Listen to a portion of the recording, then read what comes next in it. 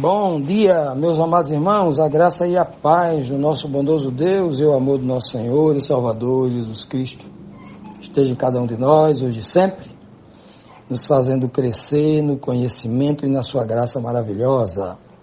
Amados, hoje, quarta-feira, vamos dar continuidade ao nosso estudo de Hebreus, falando sobre o Filho Herdeiro, capítulo 1, exaltando completamente ali a obra do Filho, né? Ontem nós estudamos o versículo 5 e o versículo 6 e 7. Né? O versículo 5 e 6, vemos, né, o Senhor dizendo 3 vezes, né? outra vez, né? Primeira vez, outra vez e outra vez. Sobre, né, o termo da palavra gerar no sentido de vir à luz, vir nascer. Vimos também que o Senhor faz uma clara distinção entre o Filho e os anjos, que ele transforma em labareda de fogo, numa visão tipológica, né? O autor do livro de Hebreus, ele vai pegar um verso tipológico, que os anjos são seres e não labareda de fogo, mas é uma questão tipológica, fogo, uma labareda, ou seja, uma grande quantidade do Espírito de Deus nele, que fogo tem a ver com Espírito, né? E também ventos, que a gente viu lá uma aplicação diretamente a, por exemplo, a uma das falas que o Senhor fala com Nicodemos, né? Pois bem, hoje na pergunta 7, nós temos aqui o seguinte questionamento. Os anjos são ministros, mas qual honra Jesus recebe de Deus? Os anjos são ministros. Deus faz dele labareda de fogo, vento, mas e o Filho? Que tipo de honra o Pai dá ao Filho? Hebreus 1, versículo 8, na versão ARA, Almeida, Revista e Atualizada, que diz assim: mas do Filho, Deus diz, porque é Deus que está falando, segundo o autor do livro de Hebreus, é Deus que está dizendo. Deus disse assim: tu és meu filho, hoje te gerei. Agora o que é que o Senhor vai, Deus o Pai vai falar do Filho? Mas do Filho, Deus diz: o teu trono, ó Deus, subsiste pelos séculos dos séculos, e cetro de equidade é o cetro do teu reino. Olha, eu trouxe essa versão aqui propositadamente para mostrar para todo o homem que estuda a Bíblia de forma honesta, para mostrar a forma tendenciosa, a forma até vergonhosa com que as associações trinitarianas tratam esse texto. Vergonhosa. Porque aqui há uma contradição terrível. Olha só aqui, o Pai dizendo ao Filho: o teu trono, ó Deus. Olha só, como é que o Pai pode se dirigir ao Filho com o termo ó Deus? Ó de reverência. Ó, por exemplo, quando você diz hosana nas alturas ao Pai. Já imaginou? Nós temos aqui uma inversão de valores gritante. Nesse contexto, é o Pai que está adorando o Filho. É aquilo que se diz na gíria, né? Na gíria jovem. O poste agora é quem passou a mijar o cachorro. Não diz isso na gíria, não é? Pois bem, ou seja, falando de inversões de valores, aqui está desfazendo tudo que foi dito do versículo 1 ao 7. Aqui é o contrário. No versículo 1 e 2 diz que Deus é quem fala a humanidade usando o Filho. Deus cria o mundo através do Filho, versículo 2. O Filho, verso 3, é o resplendor da glória de Deus. No versículo 5, o Pai gera o Filho, ou seja, até aqui o Filho é menor. O Filho é Filho. Mas agora, no versículo 8, as coisas se invertem. Eles adulteraram o texto de forma absurda. É como se o pai tivesse de joelho diante do filho, dizendo assim, ó Deus, o teu trono. É o contrário, agora é Deus que se torna dependente do filho que está sentado no trono, e agora o pai que está implorando para sentar ao lado dele no trono. Virou tudo o contrário, de cabeça para baixo. Uma aberração o texto. Olha só. É isso que está dizendo aqui, né? E diz bem claro, né? Olha, o teu trono subsiste pelos séculos dos séculos. Esse termo aqui é dado a Deus somente. Apocalipse. E cetro de equidade é o cetro do teu reino. Ora, o que é um cetro? Um cetro, assim como uma coroa, o cetro para um rei equivale, por exemplo, um cajado para o pastor. Com o cetro você estabelece o juízo. Se você apontar o cetro para alguém e disser mata, mata. O rei, se fizer isso, né? O cetro a coroa, é a glória, né, que está sobre a cabeça, mostrando que ele é o cabeça que comanda tudo. Mas o cetro é a base do juízo. Quem é que julga tudo? Né? Quem é o juiz dos juízes? Deus. Quem é que concedeu a Jesus a autoridade para julgar? Deus. Ele é o juiz dos juízes. E Jesus é um juiz que o Pai concede o poder de julgar, para julgar os seres humanos, porque ele foi homem também. Está lá em João 5. O Pai a ninguém julga, mas ao Filho confiou todo juízo, porque é o Filho do homem, porque é um ser humano. Muito bem claro, o texto está muito bem explicado lá. Vamos ver aqui. Então esse texto ele é tão adulterado, que se você pegar esse texto original, esse texto vem lá, todo o capítulo 1, o autor do livro de Hebreus, no capítulo 1, ele está pegando versos dos Salmos, está pegando os versos de 1 Samuel, e esse verso aqui ele pegou, por exemplo, do Salmo 44, verso 7, que na Bíblia de Jerusalém está no 45, verso 7. Olha o que diz o texto na Bíblia de Jerusalém, quando ele versa direto do hebraico, direto do original. Ó. Diz assim o texto, teu trono é de Deus, e não teu trono, ó Deus. Teu trono é de Deus. Ali era uma tipologia de Davi que iria passar o seu trono para Salomão. Ali, na verdade, tem uma dupla tipologia. Porque quando o pai, Deus, o Senhor, toma o trono de Saul e entrega a Davi, o trono não é de Davi. O trono é de Deus. Davi era um Zé Ninguém. Davi não era nada. Era um pastorzinho de ovelha lá de uma cidade que praticamente não existia. Belém, Efrata, um vilarejo que não valia nada, pequeno, não tinha significado nenhum para a menor das cidades de Judá. Era nada. Então o Senhor pega da menor cidade, o menor dos filhos, e faz dele o maior dos reis. Então o trono não era de Davi, era de Deus. E no mesmo sentido, quando Davi transfere por herança o seu trono para Salomão, o pai Davi diz ao filho Salomão, inclusive, sabedoria é uma tipologia de Cristo. Ele diz assim, teu trono é de Deus, não é seu. Não faça besteira com esse trono, sentado nesse trono não. Então o texto aqui é muito claro. Teu trono, Jesus, que você recebe por herança, é de Deus. O próprio Cristo diz isso no Apocalipse. Aquele que vencer, eu concederei que se assente comigo no meu trono, como eu venci e sentei no trono do meu Pai. O trono pertence ao Pai.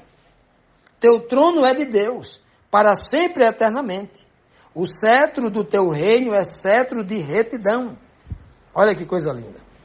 Então veja que o Filho, ao subir ao céu, sentar à direita de Deus, ele escuta isso. O teu trono é o trono de Deus. Você está tendo uma honra de sentar com ele no seu trono. O cetro do seu reino é um cetro de equidade. Você recebeu um cetro de justiça, justiça perfeita, de amor, de equalização das coisas perfeitas, né? E essa é a beleza.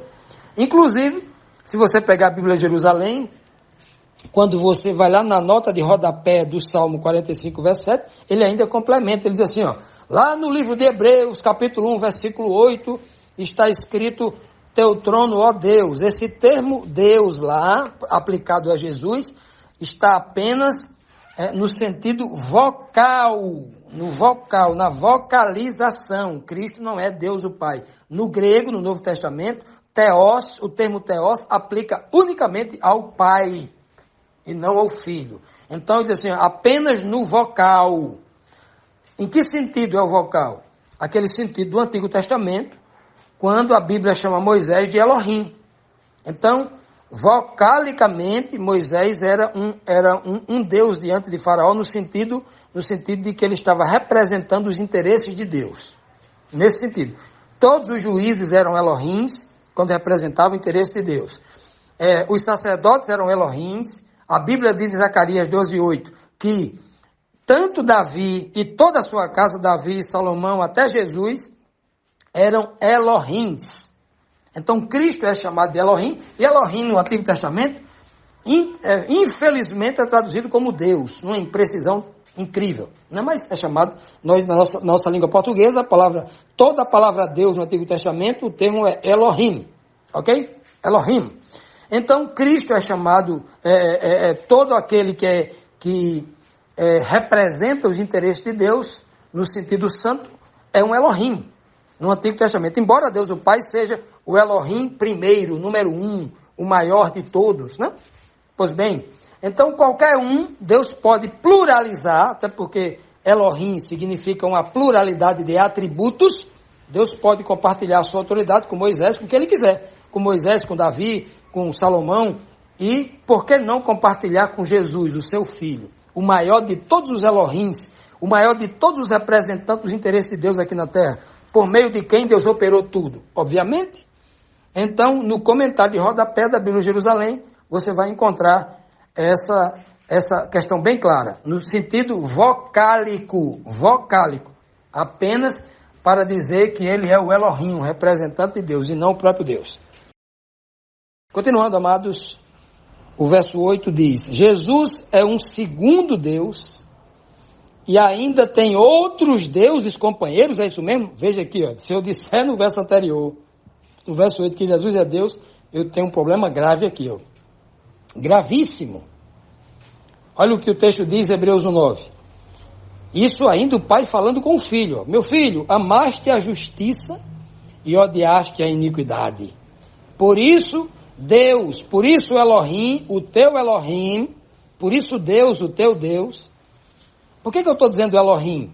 Olha, como é que você vai escrever um povo hebreu em grego, se o povo hebreu fala hebraico e aramaico? Entendeu o texto? A carta é aos hebreus. Como é que você vai escrever? Para você ver a incoerência de muita gente que não consegue nem pensar quando lê o texto. Amaste a justiça e odiaste a iniquidade. Por isso Deus, esse primeiro Deus aqui é o Filho. Ó. Por isso Deus, o teu Deus, ó, te ungiu com óleo de alegria, como a nenhum dos teus companheiros. Vamos ver aqui agora, se nós dissermos que Jesus é um Deus igual ao Pai nesse texto, se esse texto está dizendo que Jesus é um Deus pleno, é uma majestade plena como o Pai é, olha as complicações que nós temos no próprio texto, né, na própria mensagem. Vamos lá, primeiro, vamos analisar aqui com calma. Por isso, Elohim, o teu Elohim, por isso Deus, o teu Deus, por isso Elohim, o teu Elohim, como é que é?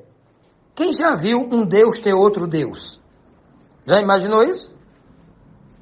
Pois é, em todas as cartas de Paulo, porque eu acredito que Paulo tem, que o livro de Hebreus é uma carta de Paulo, ao final deste estudo aqui, desta lição do livro de Hebreus, a gente vai apresentar argumentos fortes, que é Paulo quem escreveu esse texto, essa carta. Mas por enquanto eu vou dizer aqui Paulo, né? Então vamos lá. Amaste a justiça e odiaste a iniquidade, por isso o teu Deus, né?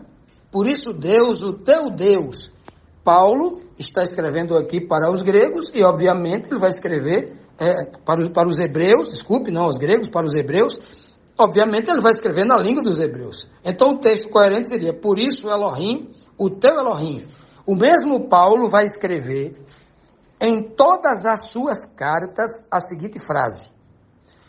o Deus e Pai de nosso Senhor Jesus Cristo. Jesus Cristo tem um Deus. E na Bíblia toda é inadmissível que Deus tenha outro Deus. Só no livro de Isaías, do capítulo 40 até o capítulo 52, nós temos 8 versos, Yahvé, o Pai, dizendo: eu sou Deus, Yahvé, eu sou o Senhor, Yahvé, e não há outro além de mim. Porventura, há outro Deus além de mim? Mim no singular, viu? Mim no singular. Ele vai dizer ainda: porventura existe algum Deus fora de mim, fora de uma pessoa, de um ser. Não é de 3, de uma trindade não, viu? É de um só. Isso é na língua hebraica e em qualquer outra língua. E aqui não entra os filósofos, o termo errado, aride não. Aqui é no singular mesmo. Porventura outro?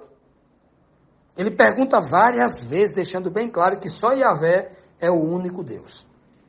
Ok? Várias vezes. Então, quando o texto me diz aqui, por isso Elohim, o teu Elohim, então o primeiro Deus aqui continua sendo no vocal, no vocálico, a forma verbal, a forma falada, a forma titular, a forma de dar um título a alguém, como foi dado a Moisés. Moisés, tu é Elohim. Agora tu tem um Elohim, viu, Moisés? Um Elohim acima de você. Na verdade, Moisés tinha 2 Elohims acima dele. Tinha o Senhor, o Filho, e tinha Yahvé, o Pai, né? Olha que coisa impressionante nós temos aqui. Então ele diz assim, ó: ó Deus, o teu Deus te ungiu. Olha o outro problema. Um Deus pode ser ungido? Um Deus recebe o Espírito Santo? Se o próprio Deus se já tem nele o próprio Espírito Santo, é a fonte original do Espírito Santo, como é que um Deus é ungido? Como é que um Deus precisa receber o Espírito Santo? Essa é a segunda terrível incoerência que nós temos aqui. E sabe qual é a última incoerência para eu dizer que Jesus é Deus aqui? Olha, te ungiu com óleo de alegria como a nenhum dos teus companheiros no plural. Imagine que Jesus tem no mínimo mais 2 companheiros, 3.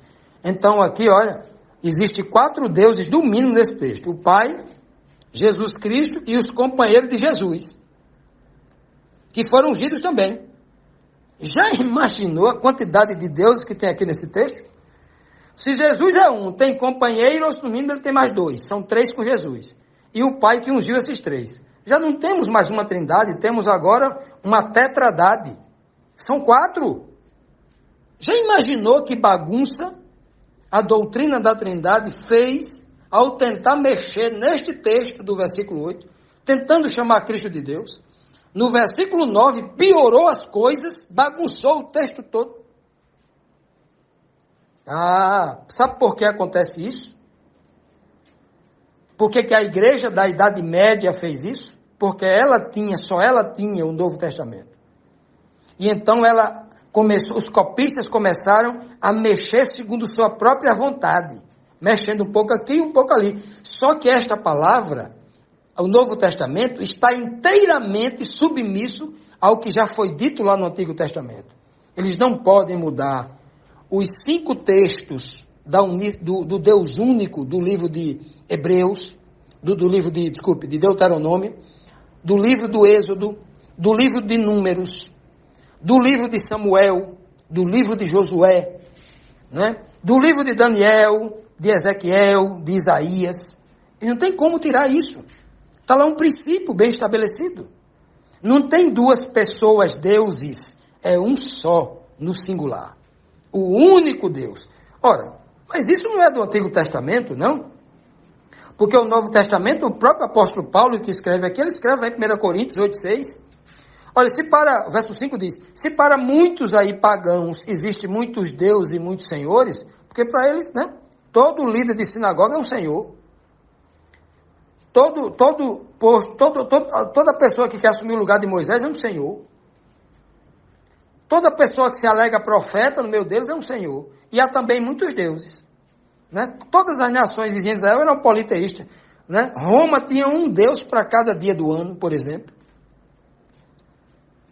A igreja de hoje tem uma série de deuses, né? Tem muito mais, tem dias que tem 12, 13 deuses intercessores aí, tem muitos aí, né? Pois bem, ele disse, se há muitos deuses e muitos senhores, para nós os apóstolos, para nós o verdadeiro servo de Cristo, verso 6, há um só Deus, o Pai. Para nós há um só Deus, o Pai, de quem são todas as coisas e para quem nós vivemos. Olha só, há um só Deus, o Pai. Ele não diz, para nós há um só Deus, Pai, Filho e Espírito Santo. É só o Pai. Como está escrito em toda a Bíblia. Não é só Paulo que diz isso, não. Jesus também diz em João 17,3. Já estudamos isso várias vezes. Jesus é claríssimo em dizer, Jesus orando diz, a ti só, por único Deus verdadeiro, vírgula. E conheçam também a Jesus, o teu enviado, o teu inferior, aquele que cumpre as tuas ordens, porque o enviado é aquele que cumpre a ordem do maioral que enviou, que tem autoridade para enviar, para ordenar, para dar mandamento. E Cristo o tempo todo dizendo, eu cumpro o mandamento, eu vim aqui cumprir o mandamento. Se eu não cumprir o mandamento do meu Pai, eu não permaneço no seu amor. Tudo que eu faço é cumprindo o mandamento do meu Pai. O meu Pai me deu o mandamento para isso, para julgar. O meu Pai me deu o mandamento, me garantiu que me ressuscitaria. Me deu o mandamento para eu reviver novamente. Olha só que coisa linda. Então, Cristo veio aqui na terra para cumprir o mandamento do Pai. Receber um grande mensageiro do Pai para fazer a vontade do Pai. E o Pai faz dele um grande Senhor acima de anjos e de homens. O Pai o eleva a essa posição. O Pai não o coloca na posição de Deus, mas na condição de Senhor. Está lá em Atos 2,36. Esse Jesus Cristo, diz o apóstolo Paulo, Deus o fez, diz o apóstolo Pedro, esse Jesus Cristo, Deus o fez Senhor e Cristo. Quem fez dele um Senhor foi o Pai. No mesmo texto lá de 1 Coríntios 8,6 diz, há um só Deus, o Pai, vírgula, e um só Senhor, Jesus Cristo. Então Jesus Cristo não é Deus, ele é Senhor. Senhor no sentido de ser superior aos seus subordinados, aos seus comandados. Uma posição de hierarquia, de superioridade. Ok, meus amados? Então, quando se examina as Escrituras Sagradas, respeitando todo o seu contexto, toda a revelação que envolve o aspecto divindade, o aspecto senhorio, o aspecto da autoridade, os aspectos da concessão, os aspectos dos dons espirituais, então se compreende claramente a verdade bíblica sobre Deus, sobre Jesus Cristo.